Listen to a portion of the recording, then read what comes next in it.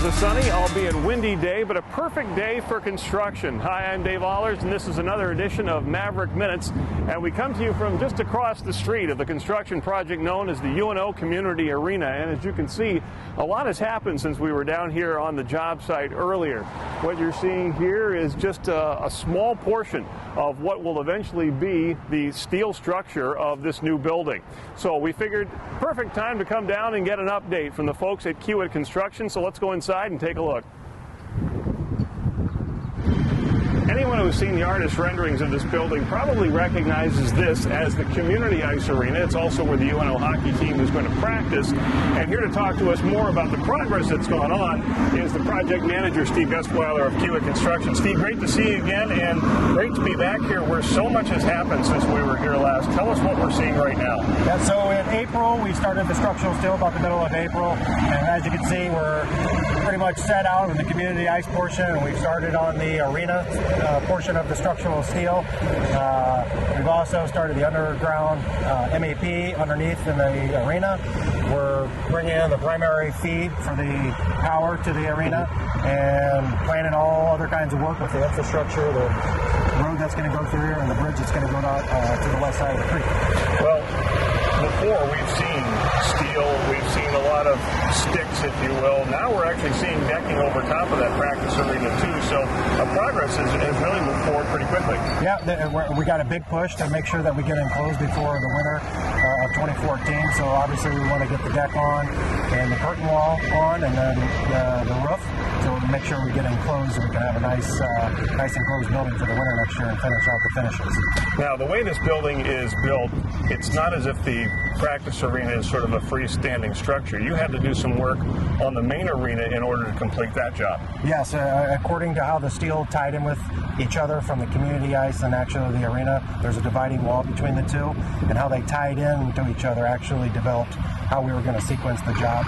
And that's why our sequence, and we had to start actually in the southeast portion of the arena, or southwest portion of the arena, and then work our way north. Yeah, well, you can really see kind of the one end of the bowl starting to take shape, but I know that there's a lot of other work that's going on the main arena side. Is that right? Yes, there's a lot of work going on in the main arena. We're setting some of the precast risers that you can kind of see in the background here.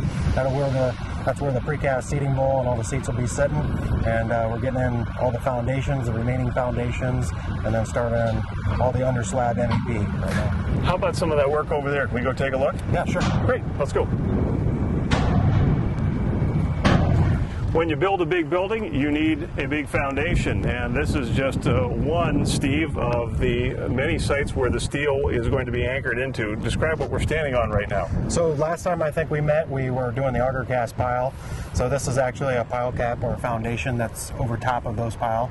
And from here, we'll set the steel on top of that and build the structure of the building. So are these pretty much all in place then for that? We're about 80% complete. We've got a little on Area D, the southeast portion, and then the dock area, the Area C, that we've got to set out still.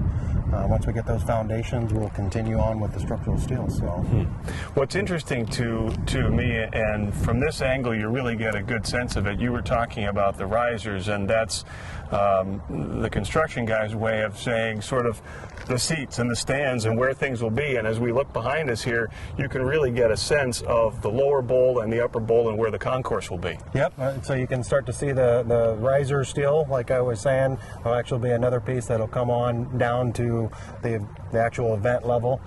That first level that you're seeing there is the concourse. That'll actually be the main level.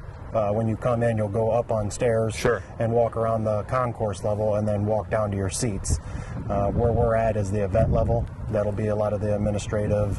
The Zamboni room is right behind us, and then up above that is actually the suite and mezzanine level.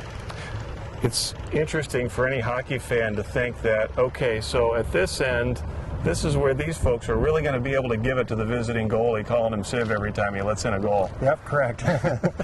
Well, you mentioned the Zamboni area, and I think that's kind of interesting because there will be 2 Zambonis for this building, and you kind of need that with 2 sheets of ice. But let's kind of go take a look at where that's going to be. Well, Steve, it may not look like much now, but this is where the Zambonis for the building are going to be. This will be the Zamboni room, and kind of tell us about how this is going to work from an operational standpoint. So, yeah, this will be the Zamboni room that'll actually serve the community ice and the arena ice. This is where the Zamboni will, treat the ice between periods and everything, and it'll come back, and there'll actually be a pit. Dump the snow. Zamboni will dump the snow, and it'll actually melt that. Then actually a little bit further behind us is where some of the areas where the locker rooms will be for the community ice when they have events and stuff for junior leagues and other things. And there'll also be a skate rental shop and then a pro shop for advertising, memorabilia, and all that stuff. Yeah. And then a little bit further behind us where that block wall is going to be as part of the grand entrance, the vestibule area that you'll walk in. That'll be the main entrance of the building. Yeah, the main entrance is actually on the south side of the building, kind of faces away from Center Street. What I think is interesting is you can really kind of get a sense with the steelwork all around us of how this is going to work. The Zamboni driver will pull the Zamboni out. He'll go this way to resurface the community ice. He'll go this way and then under the seats to the main ice arena, correct? Yep, there'll be a vestibule right here that'll actually in the precast seating in the arena that'll actually be a gate in the dasher board that they'll get on the ice and then come back through. And it'll be the same thing on this side for the community ice, that have a gate that'll go through the dasher board and get on the ice. Yeah. What's exciting is to see the steel here, and as you noted, the foundations for the steel over here are about 80% done. So when do you think we'll start seeing more steel on the main arena side?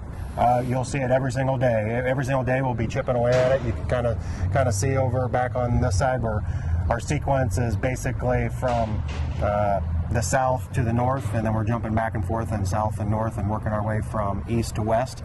So our last portion of the building will be the dock area so that we can get all the cranes out. Right. So it's actually the northeast section of the arena is where we'll finish up on, and the whole building will be erected in that sequence. Well, you guys are making terrific progress, and I know at one point in time you were telling me about sort of a 3D program that you guys are able to use to sort of plan ahead and get some of the other work done. Yeah, some of the under slab MEP, and then actually all the other mechanical, electrical, plumbing that's above ground. We're doing the 3D coordination phase right now. So we're in the 3D world. We're making sure that we're detecting any clashes that we potentially have with each other, and then also with any of the steel.